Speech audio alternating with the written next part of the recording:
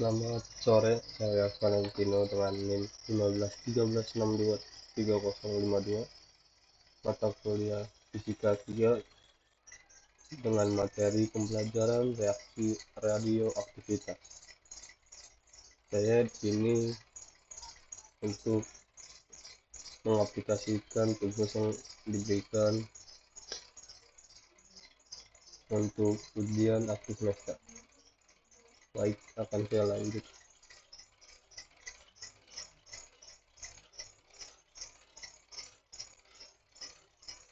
Isi dari materi yang kita bahas adalah pengantar reaksi radioaktivitas, mekanisme dan proses radioaktivitas, aplikasi dan dampak radioaktivitas. Yang pertama, pengantar reaksi radioaktivitas.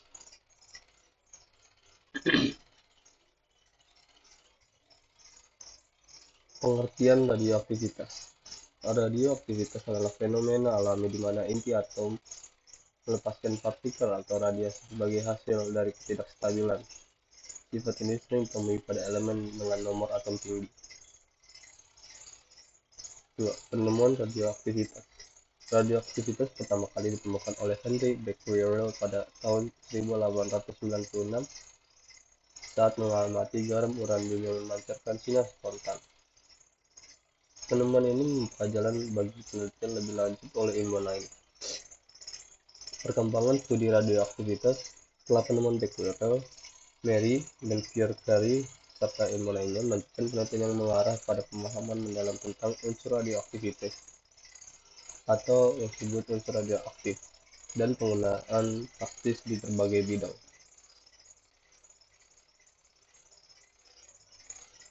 Jenis-jenis reaksi radioaktivitas.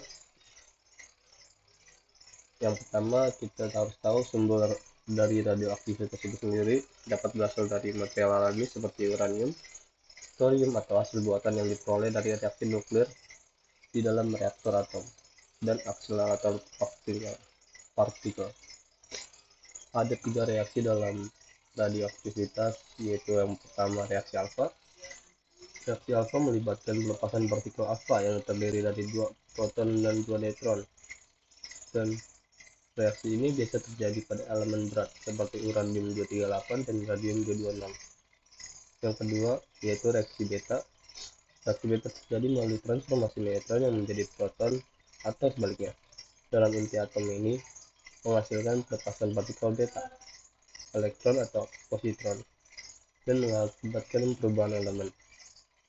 Dan reaksi yang ketiga adalah reaksi gamma. Reaksi gamma melibatkan kipasan sinar gamma, yaitu foton berenergi tinggi. Reaksi ini biasanya terjadi setelah reaksi alfa atau beta. Saat inti mengalami transisi pada energi yang lebih rendah. Yang kedua, mekanisme dan proses produktivitas. Di sini kita dapat tahu perhitungan aktivitas dan peluruhan inti radioaktif.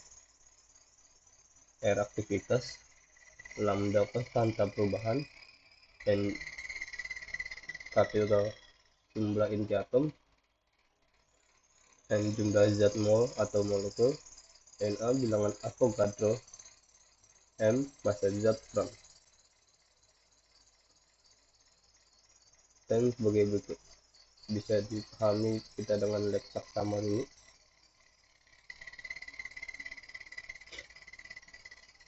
Baik, akan saya lanjut.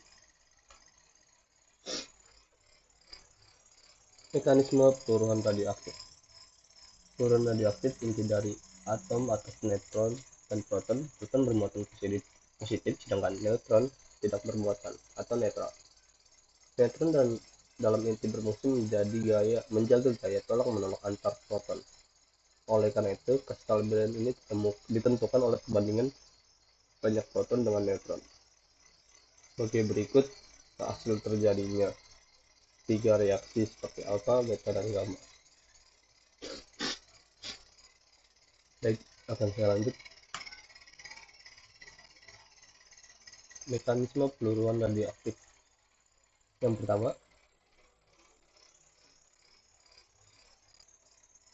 pertama peluruhan alfa. Pada fluoron alfa ini atom memancarkan partikel yang terdiri dari 2 proton dan 2 neutron sehingga membentuk inti helium. Fluoron beta. Fluoron beta melibatkan perubahan neutron menjadi proton dan memancarkan elektron atau positron beserta antineutrino atau neutrino. Yang ketiga adalah fluoron gamma.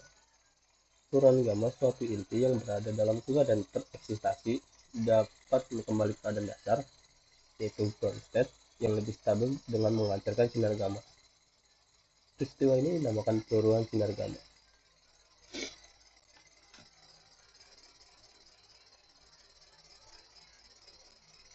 Hukum dan regulasi radioaktif. Yang pertama, hukum peluruhan radioaktif.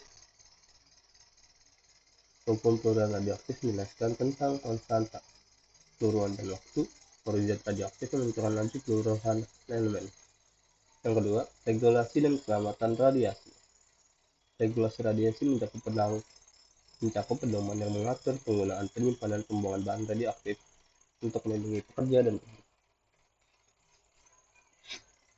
perlindungan dari radiasi. Yang ketiga, perlindungan dari radiasi melibatkan penggunaan perisai radiasi, batasan waktu pemaparan, dan peningkatan jarak dari sumber radiasi untuk mengurangi dosis. Baik, lanjut. Yang ketiga adalah aplikasi dan dampak radioaktivitas.